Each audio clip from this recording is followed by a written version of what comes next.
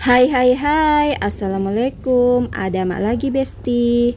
Alhamdulillah malam ke-23 Ramadan nih, baru kak lagi nih muncul di masjid besti. Karena kemarin itu datang tamuku, tamu bulananku, biasalah perempuan. Mengerti jakito apa maksudku?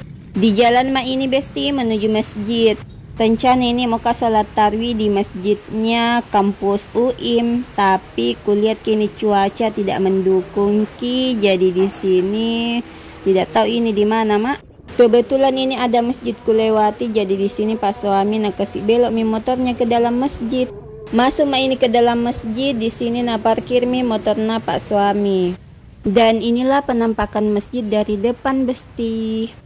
Oh iya, ini namanya Masjid Al-Bustan Rantim Muhammadiyah Berua. Lokasinya itu di Dayak dekat rumah sakit Tajudin, sana-sana sedikit dekat pom bensin. Tidak ku tahu ke alamat persisnya karena bukan ke orang sini, orang Sudiang kak saya besti. Singkat cerita, di sini jalan mak masuk ke masjid. Di sini toh sholat kak di atas karena fulmi kulihat di bawah. Ada mak ini di atas, di sini sudah mi sholat isya orang bestina, mendengarkan mini orang ceramah.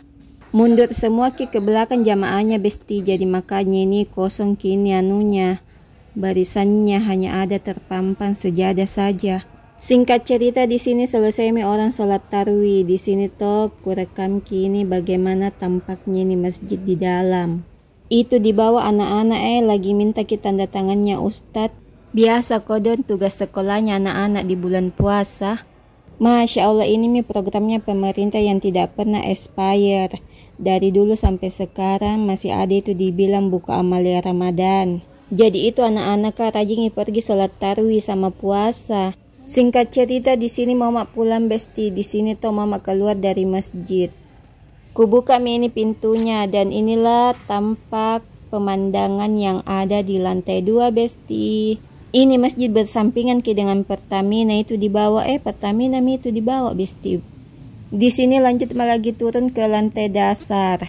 Jalan mak ini turun di sini sampai mak di bawah mengintip kak di lantai 1, tidak ada mi orang. Pulang semua mi orang besti, bapak-bapak mami kuliah di depan sama Ustadz.